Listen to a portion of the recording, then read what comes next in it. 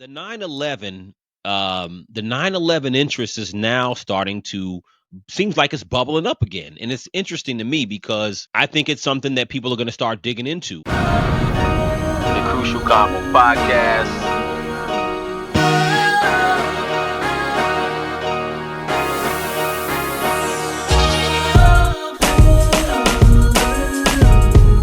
You could be anywhere if you're on this channel. Thank you for tuning in.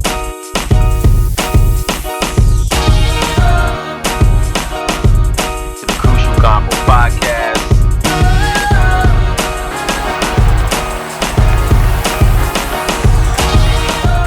All right, welcome back to the Crucial Combo Podcast. You are tuned in again with your host, Kojo Afriye. If you have already subscribed, thank you for subscribing. If you have not, hit that subscribe button, hit the like button. Of course, what is going on? This is episode 88, and it's another beautiful day, so I want to get into a couple of things. So hope everybody's good. There's a lot that has gone on in the last week.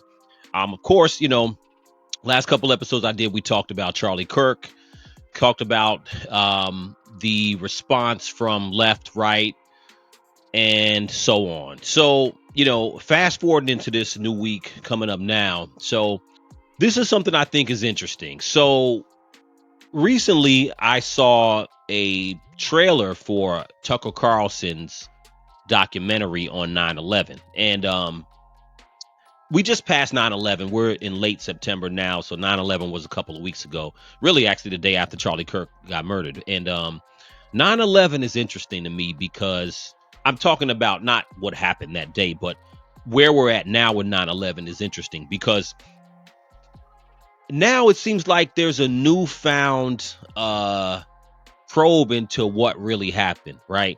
So, here's the thing. I remember going back to like 2005, 2006, around that time, I would say I was extremely obsessed with 9/11. I mean, when I say obsessed, I watched every single documentary you could watch on 9/11. I know the times of the four planes, by heart. I know when they hit.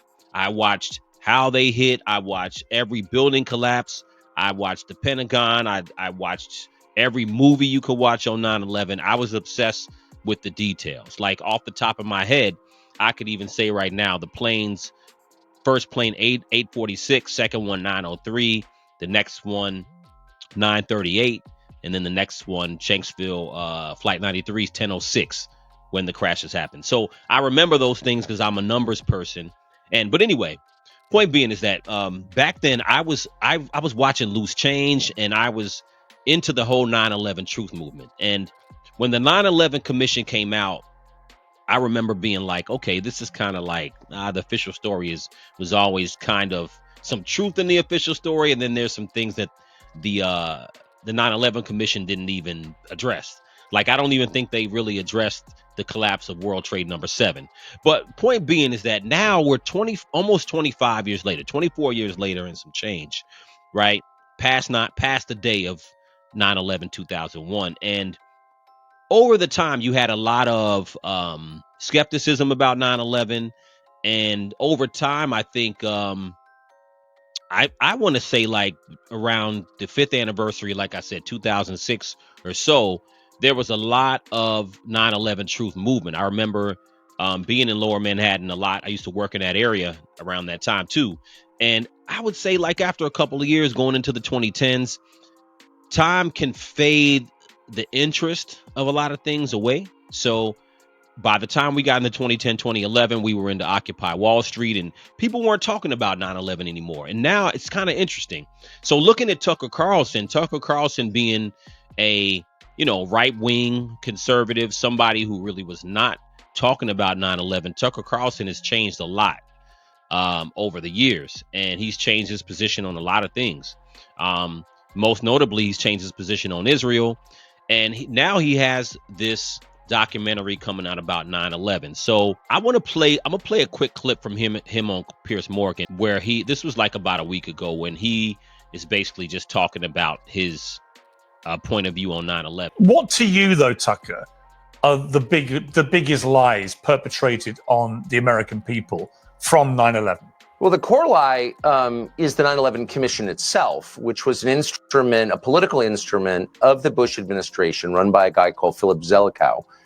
And from beginning to end, he stage managed the explanation for 9/11 in a way that benefited the neoconservative factions within the Bush administration. The point was to leverage the pain and outrage of that day and use it to convince Americans that we ought to invade Iraq, which of course had nothing whatsoever to do with 9/11. And he wrote the commission report with that in mind. And by the way, he wrote it before the investigation took place. He literally sketched it out before they knew what the facts were. And then during the course of the investigation, he systematically, I'm not guessing, by the way, this is not a conspiracy theory. This is the testimony of people who are directly involved in the commission.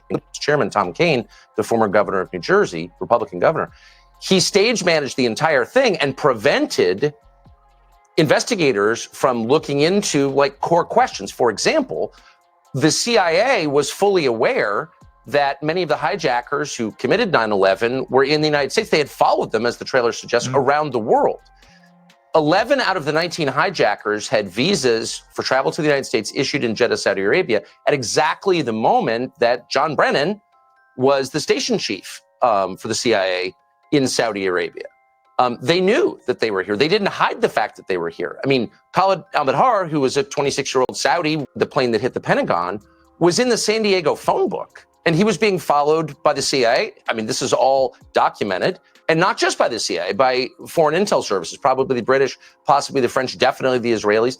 They knew. Now, I'm not alleging that they committed 9/11, but I am stating, because it's a fact, that they were aware the hijackers were in the U.S. and were planning a terror attack against the United States.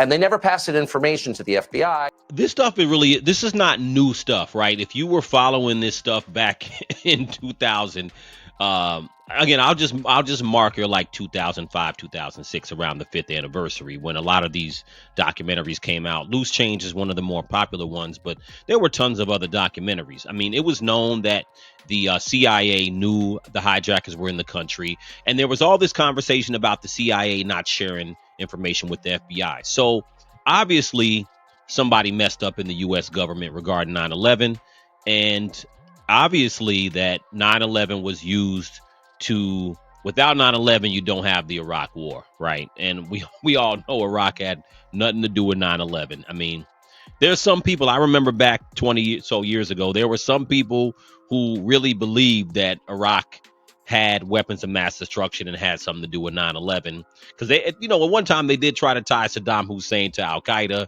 and of course, as you know, there was no Al Qaeda in Iraq until after the invasion of the 2003 Iraq War. But let me get back to the day of 9/11, right? So for me, there's a lot of interesting things about 9/11. There was always two things for me with 9/11. I mean, there's many things, but there's always two things that never quite sat right with me. The two things that I could never get around, and I always tried to explain to myself. So two things. One, I never understood how World Trade number 7 fell. The way it fell. World Trade number 7 was basically just north of the North Tower, right? So just, I don't know how many feet, but it wasn't that far from the North Tower. I don't know, 50 feet from the North Tower. It got hit with some debris, as many other buildings around there got hit with debris. But World Trade Center number 7, which was not struck by a plane, and some people, for whatever reason, don't even know about WTC 7. But World Trade 7 was not hit by a plane. Only World Trade 1 and 2, right? As we know. World Trade number 7 fell directly down in a controlled demolition fashion around 5:20 that evening on 9/11, 2001.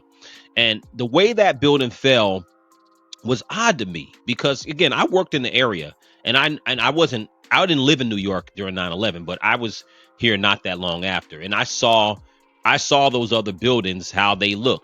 I think it's the Brooks Brothers building. It was a black building, if I'm not mistaken. I think it was called the Brooks Brothers building or something. That building was there for a long time until they finally took it down. That building was there, I think, until 2007 or so. And that building sustained a lot of damage too.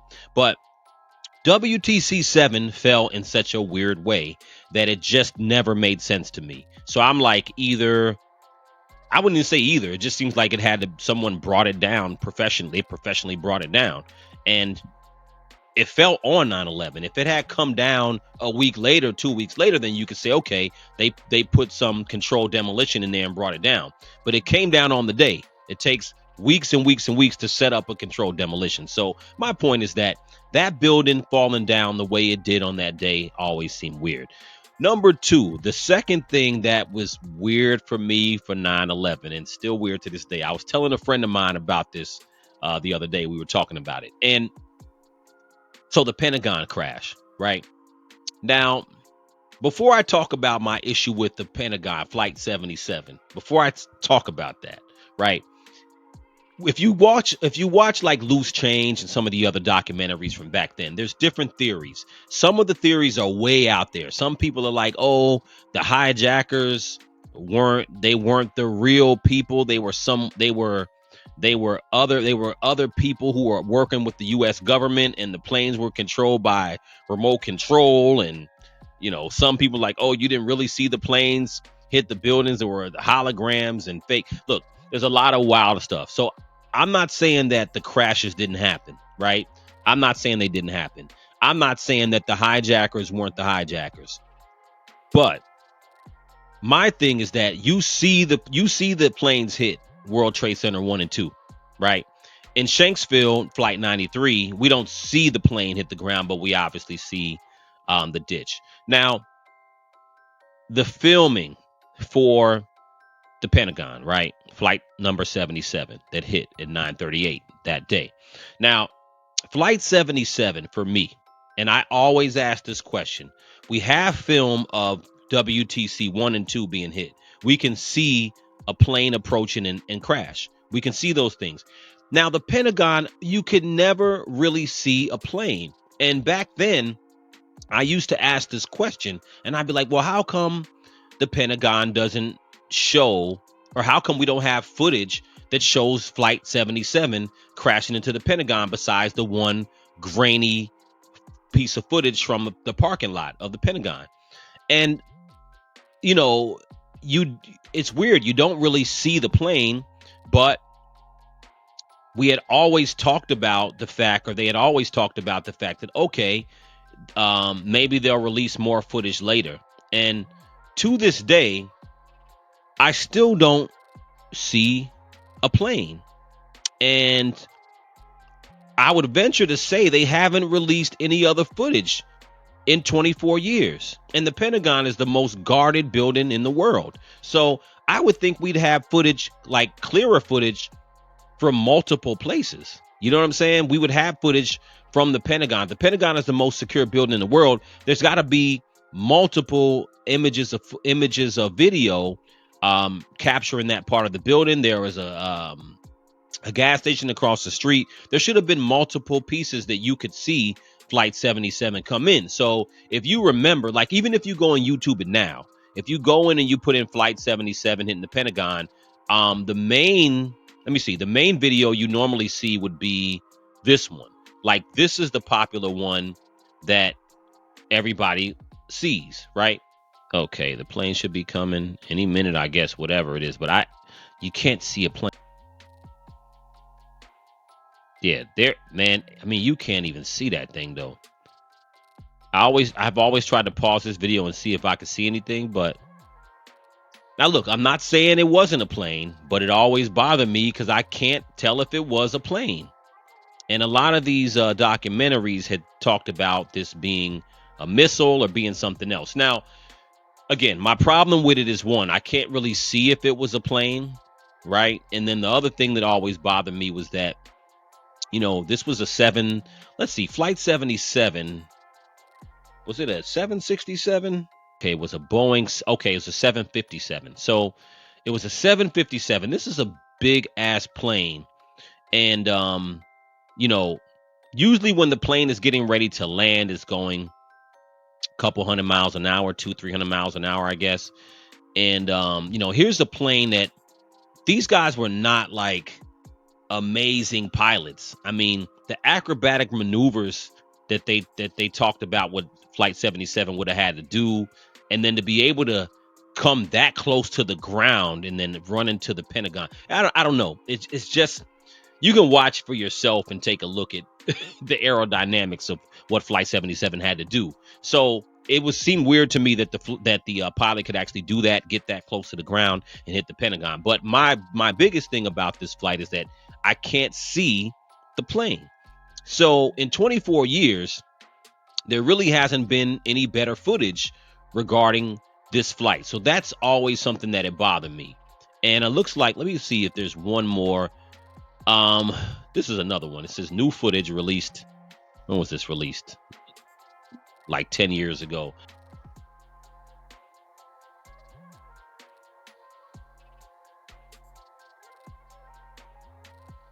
Man, I don't see. Nah, that ain't no footage. That ain't no good footage. So point being is that, in almost 25 years, I've never seen footage of Flight 77, any real footage. I don't understand. They found footage from the firefighters who were filming them working on the street that day to film Flight 11 hit World Trade Center number 1.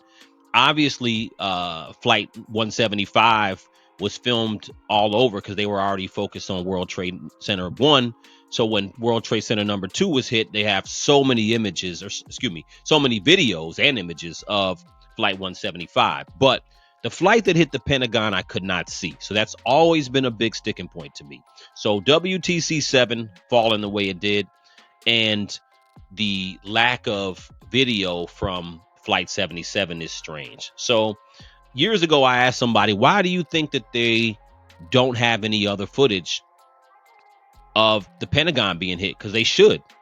And someone told me that they felt like maybe the U.S. government was just embarrassed by, the most secure building getting hit, and they didn't want to show footage of a plane hitting the building, which that didn't really make sense to me, because I'm like, at the end of the day, we know it happened. We know that people died at the Pentagon, and we know we went to war over it. So why not continue to, actually, you would want to show the images to show what happened. So I don't understand to this day why there's no footage. You cannot tell me that there was not more film surrounding the Pentagon. It just doesn't make sense. We're able to find footage anywhere else, and the Pentagon's the most guarded building in the world. So we should have had footage. So anyway, the 9/11 interest is now starting to, seems like it's bubbling up again. And it's interesting to me because I think it's something that people are going to start digging into. To see Tucker Carlson, I'll go back to his video in a second, to see someone like Tucker Carlson,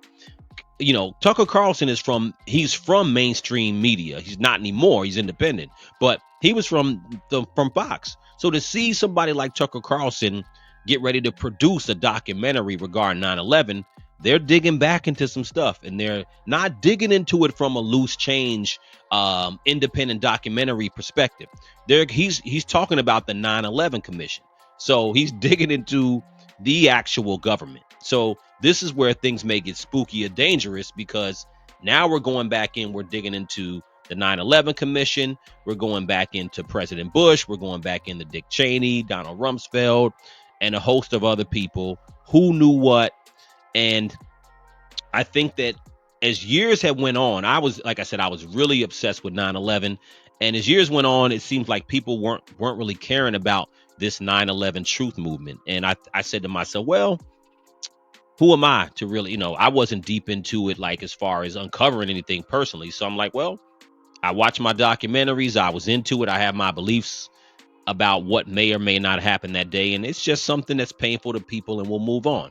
But it doesn't seem like that's going to happen now. It seems like we're going to start digging back into this. People are asking more questions.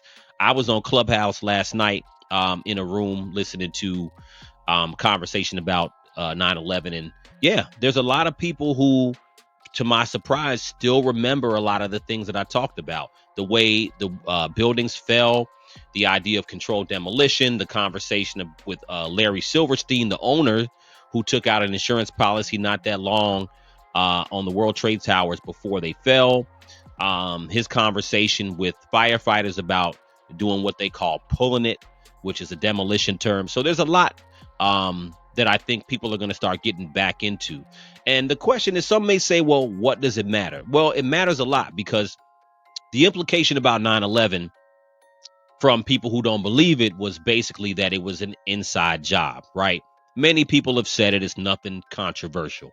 I don't know if it was an inside job. I would say at minimum that I think the government knew more than what they let on, because when it happened, even Condoleezza Rice was like, well, who would have ever thought that planes would fly terrorists would ever take planes and fly them in the building? Well, a lot of people did, because George Bush had briefs on these exact things most of that year. He had a very dire warning in his August 6th brief in 2001 that talked about those very things. So this is not anything new, but what is new is that I think you're going to have more prominent names digging back into this. To local police, much less to the American public, and 3,000 people died as a result. So what is that? Huge parts of the 9/11 story were left out of the commission report. For example, what happened to Building 7, which was not only not next to the Twin Towers, which were hit by airplanes, but had a building in between itself and those buildings. Facts. Collapsed that afternoon for reasons that no one has been able to explain since. You're not a lunatic for asking. There is no there's no plausible explanation for how that building collapsed. So let's talk about that. That's not even mentioned. Well, let's talk about that for a moment, because it's one of the many things that have raged since. If you look into the investigation into Tower 7, the findings of the investigation into it were that the North Tower, when it came down, had set off a load of fires in Building 7. And it was a steel structure and shouldn't have gone down, but it did. That these fires burned all afternoon, and I think it was about 5 o'clock in the afternoon or something. The tower eventually gave way to the welter of fires raging inside it, and it was the only time that had happened to a structure that was built in that way. However, there has been another tower very similar to that in structure, which has since gone down in Tehran. So it's no longer the only one. In other words, there is another example of a tower like that collapsing. So when it comes to the specific theory about that, you see Tucker Carlson smiling. I'm smiling too, because I know I know it's bullshit. And there hasn't been another tower that fell like that. There's no way.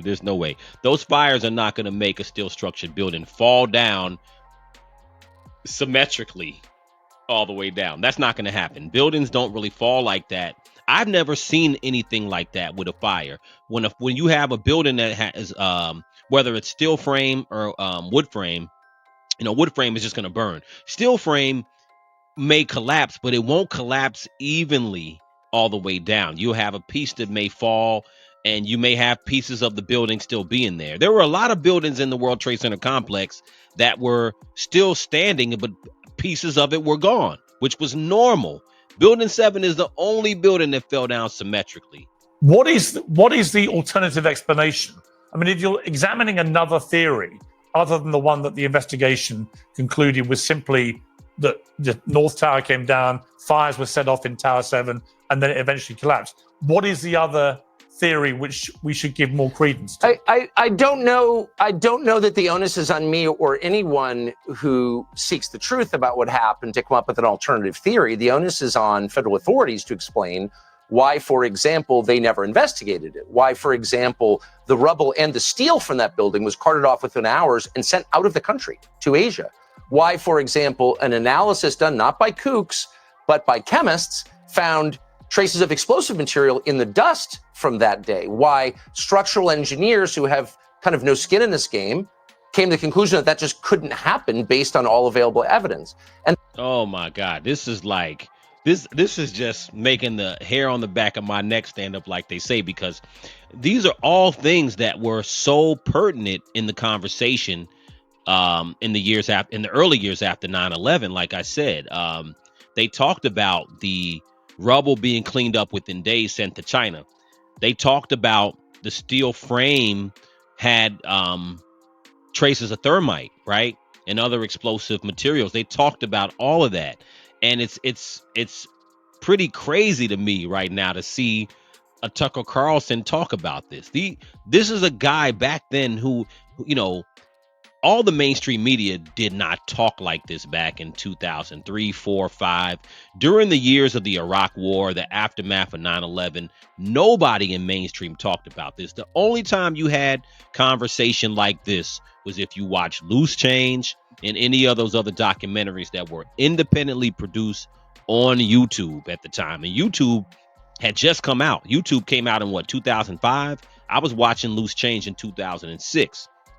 And nobody in mainstream media talked like this about those basic things. Nobody talked about WTC7. It was like, it was forbidden. You know what I'm saying? So to see, again, I'm really laughing here because over time you think people forget about things, but sometimes time can make people forget, and it can also make people more bold and to want to seek the truth and be more free to seek the truth. So this is refreshing to see someone who comes from mainstream media actually talk about this now. Tucker Carlson ain't a nobody. So for him to be talking like this, he's talking like he's in Loose Change.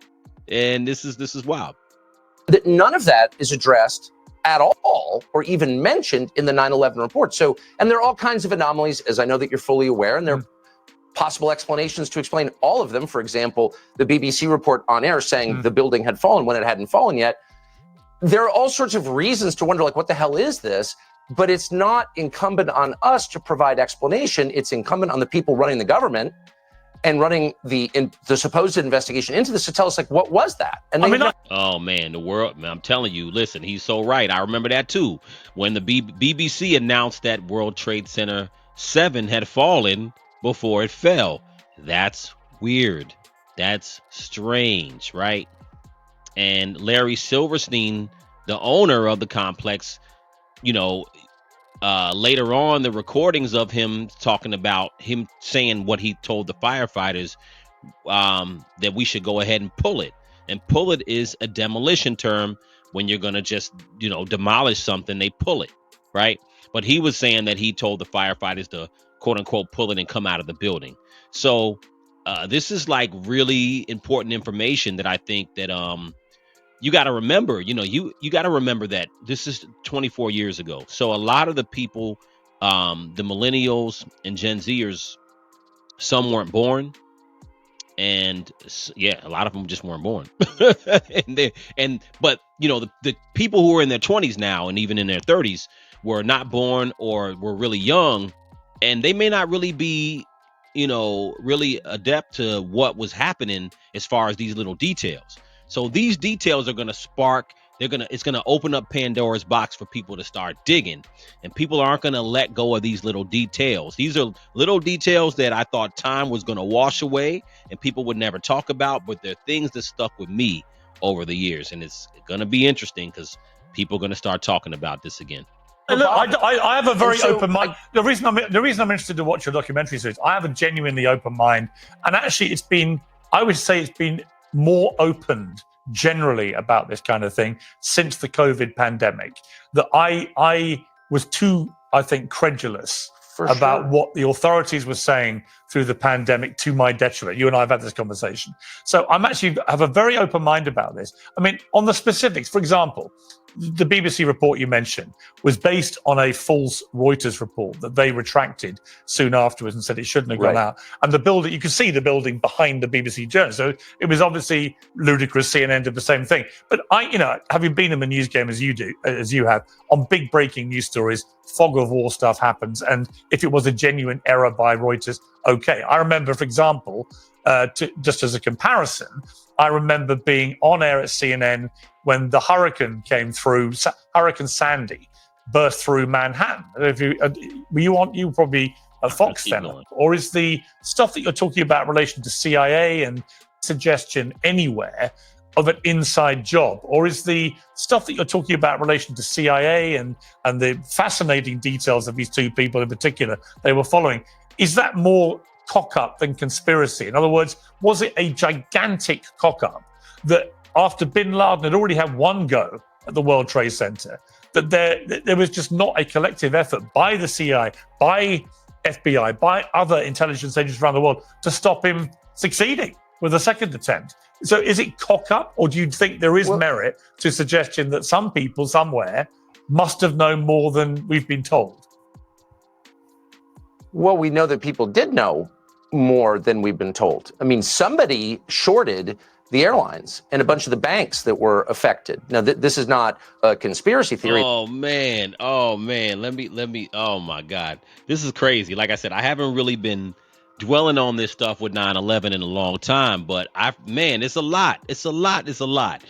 That's so true. People have to realize, man, if you go down the list, if you go down the list of all the strange things that happened with 9/11, you almost have to be like, man, there's no way the official story is true, right? And it was either an inside job or they let it happen. Like Tucker said, people knew, someone knew what was going to happen. And that's just another example. Again, like someone shorted the airlines. So if you don't know what a short is when you do what you call a put option, right? So in stock, you can buy the stock, or you can bet. You're basically making a bet on whether the stock will go up or go down. That's called an option, right? It's an option contract. So you're not buying the stock, but you're buying an option to buy the stock at a certain price or sell the stock at a certain price. So when you do a put option, let's say United Airlines, which was one of the airlines that crashed on 9/11. Let's say you buy a put option to sell the stock at $30, right? You put a put option to sell it at $30, right? And you have a contract up to a certain amount of time to buy it to sell it at $30.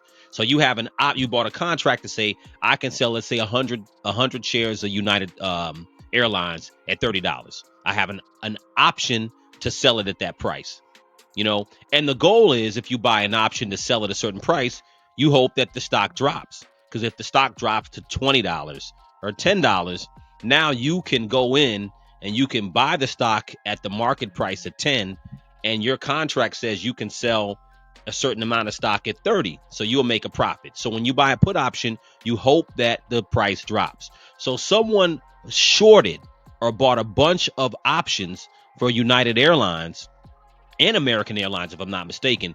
They bought a bunch of contracts that were worth millions of dollars prior to 9/11. I believe on September 7th, 2001, they bought a gang of put options on these airlines. And of course, what happened after 9/11? Airline stocks plummeted damn near to nothing because nobody wanted to fly. And somebody sold these options and made millions of dollars. That was a weird thing. It was true, not a conspiracy. We don't know who did it. No one ever talked about who did it. And it's one of those things about 9/11 that was not referenced in the 9/11 Commission report, wasn't really referenced that much on mainstream media, right? These are just things that are like, I can't stop wondering what that is. And when you know it's true, it's hard to just let it go. But it's not a guess.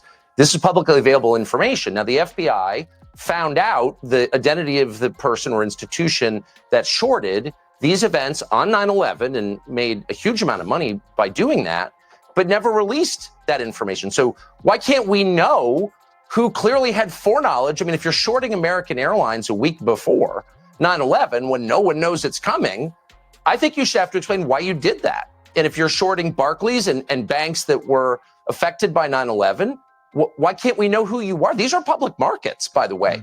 This is not private equity. This is publicly traded equities. So I wonder about that. So clearly, yes, there was foreknowledge. By the way, there was a team, this is according to the FBI, by the way, this is the FBI saying, there was a team of clearly intel-connected foreigners who were arrested after 9/11, as you well know, videotaping the terror attacks. I'm almost verbatim quoting from the FBI assessment of this. And the FBI determined that they apparently had foreknowledge of the attacks. So, all right, let's stop that again. It's another one. I mean, this is another one that if you're in the know and you were studying this stuff, this is not new. This is 20 years old. Yes, there was a group of Israelis who were in Jersey City filming the towers the day of the attack. And from what I understand, they were arrested because they were found to be filming. They were found to be celebrating when the towers were hit. They got arrested, like Tucker said, and I don't know what happened with them. I don't know if they went back to Israel. I don't know what happened with that, but it was a fact. They were on the rooftops, on one of the rooftops in Jersey City, filming and dancing when this stuff happened. And it's another weird thing about 9/11 that, again, wasn't mentioned in the commission report. So let me let it keep going. Why can't we know more about that? Exactly. Shut up. That's bigoted. No, this is my country. Actually, I know people who died on 9/11. Everything was changed because of it. I promptly went off to the Middle East, just like everyone else in our business. I'm sure you did as well. And then we lost our civil liberties at home. We immediately started torturing people and locking up people for years. They are still locked up in Guantanamo Bay with no charges at all. And the rest of us, very much me included, nodded our heads and like, yeah, they're bad. They're Muslim terrorists. Now, I think a lot of them were bad, and they were Muslim terrorists. On the other hand, if your government is allowed to torture people and lock them up indefinitely without charging them, how long before they do that to you? We don't do that here. And I know it's very common in the UK now, which is an authoritarian country. We don't want that here. And 9/11 dramatically changed our assumptions about what the government is allowed to do. So, and by the way, I should say, the main beneficiary in the United States of those attacks was the CIA, which allowed them to happen. So the CIA budget became, more than doubled. Of course, we're not allowed to know what the CIA budget is, even in government. The official story on 9/11 is a complete lie. The 9/11 report is a joke. You have the CIA following two men all over the planet, and then eventually even to America, right? And you don't tell the FBI. 9/11 Commission cover up.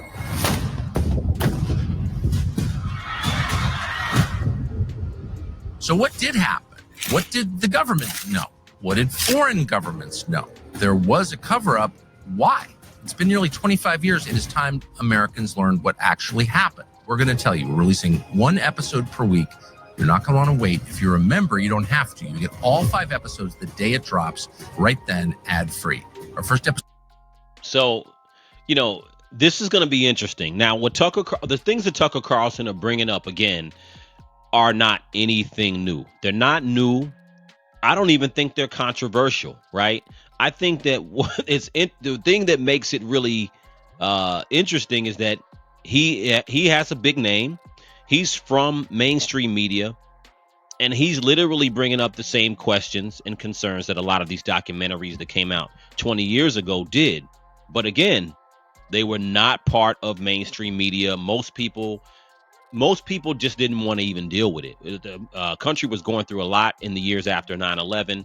The Afghanistan, Iraq, gas prices. And then, like I said, not too long after that, we had the financial collapse.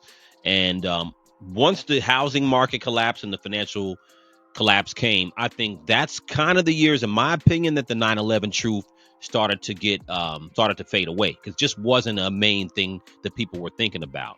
So people move on in time. But the fact that Tucker Carlson is really digging into this, listen, I would say that it's a dangerous world. And I hope that Tucker Carlson, he definitely needs to take care and watch his back. But again, I'm not wishing nothing bad. I hope everything's good with him. Hope nothing happens to him or nothing happens to anybody. But this is dangerous because I think you start to dig into some new stuff. And I think it's healthy, though, because I do think that after all these years, I think people are going to be able to take a look at 9/11 and some of these discrepancies, right?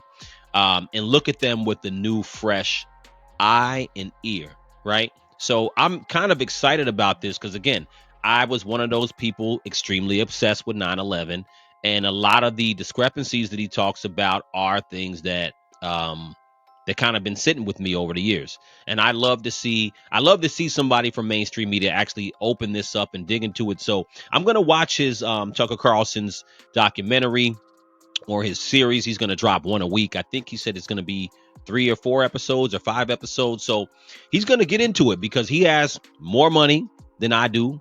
in most independents, and he can put some money into really getting into the details and asking questions and producing it in a way where people are going to start looking at it. And I don't think they're going to be able to ignore his series or documentary the way they ignored Loose Change and some of the other ones from years ago.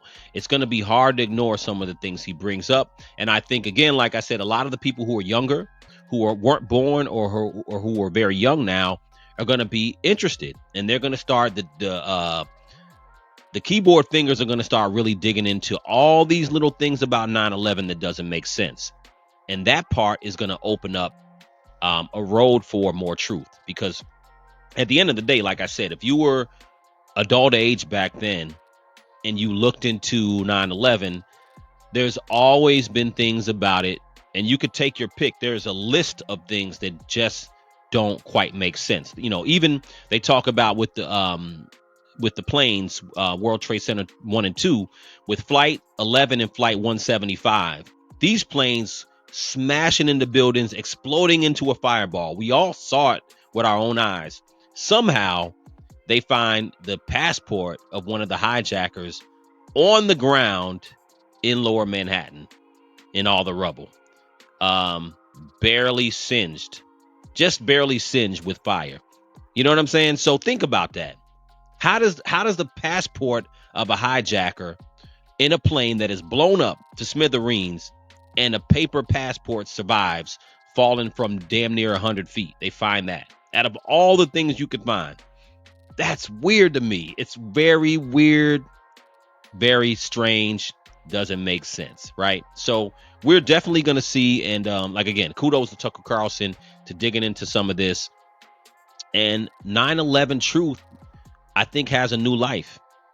And I'm really here for it. I think America, again, I love the fact that we're able to have freedom of speech and dig into things. And I think that that's what will give us truth. And look, at least if people don't agree on what happened on 9/11, at least we'll be able to look deeper into it. So that I'm excited about that. So final thing I want to get into before I get out of here, I want to talk a little bit. I did the last couple episodes on Charlie Kirk, so I'm not going to get deep into Charlie Kirk, but I do think that it is interesting to talk about the House resolution. So there was a House resolution regarding Charlie Kirk, right? So it looks like, let me take a look here. So this was kind of controversial because there was, of course, many Republicans voted for it, and there were some Democrats who voted against it. But the House resolution, let me play this real quick, and then I'll go over to it, because I wasn't really familiar with what the resolution was versus a law, or versus a bill. So initially I thought there was a bill. Conversation. The U.S. House. Let me play this back. There's been a lot of conversation about, Charlie Kirk has a holiday. I mean, I've seen all kind of stuff on the internet. So I'm like, let me see what's going on. I don't think he has a holiday, but this was a resolution. So let me play this. The U.S. House passed a resolution honoring the life and work of conservative influencer Charlie Kirk. He died last Wednesday after he was shot while speaking at Utah Valley University. The representatives passed it by a vote of 310 to 58, and it refers to Kirk as a, quote, courageous American patriot, and refers to his assassination as an act of political violence. Some Democrats, however, had requested a more broad resolution that condemned an increase in violence, as well as a resolution that made a smaller reference to Kirk's legacy. So I went in and I said, okay, let me look at what a resolution is. I'm not going to sit here and pretend like I knew. You know, we hear it all the time, but what's a resolution versus a bill? So the House resolution is a legislative measure adopted by a single House of Congress, such as the House of Representatives, right, that addresses internal matters or expresses the House's formal opinion on a specific issue, such as sense of Congress, statement, condolence, or the formation of a committee. Unlike bills, House resolutions do not require approval from the other house or the president and are not enacted into law, right? So basically, a House resolution is basically a formal opinion from the House. Now, here's the thing. Everybody's talking about Charlie Kirk, about how you feel, how you don't feel. Now, in a nutshell, how I felt about Charlie Kirk. Charlie Kirk, like I said in another video, Charlie Kirk to me he was not a politician. Everybody who knows him and who was close to him says he's not a politician. But let's just say, for the sake of it, let's just call him a political figure, right?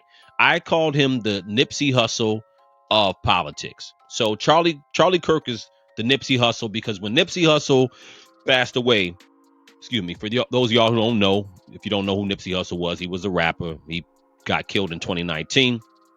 And Nipsey Hussle was a rapper that everybody, after he died, everybody talked about how close they were to Nipsey, how they knew Nipsey, what Nipsey wanted to do.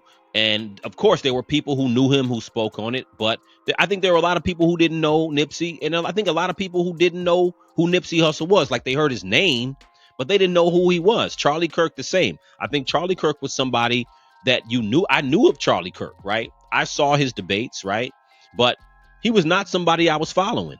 He wasn't somebody who that I don't think everybody knew who he was. I think he was known in the peripherals of a lot of people. Like, I know his face, I know the name, but they, now everybody knows him now, right? So to me, he's the Nipsey Hussle of politics. Of course, I don't condemn his killing. I do. Of course, I condemn his killing. Excuse me. Of course, I condemn his killing. I condemn political violence.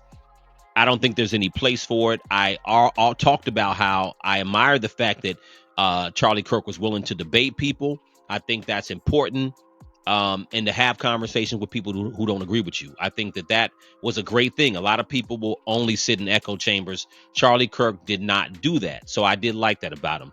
Now, Charlie Kirk, to me, was clearly somewhat of a bigot, right? There's no way around it. Some of the things that he said. And again, I watched the context of things he talked about in regards to the black community, in regards to black women, in regards to black pilots and DEI. I watched all the context. I'm not a guy who gets emotional, and I'm a person that loves context. So you can ask anybody who knows me.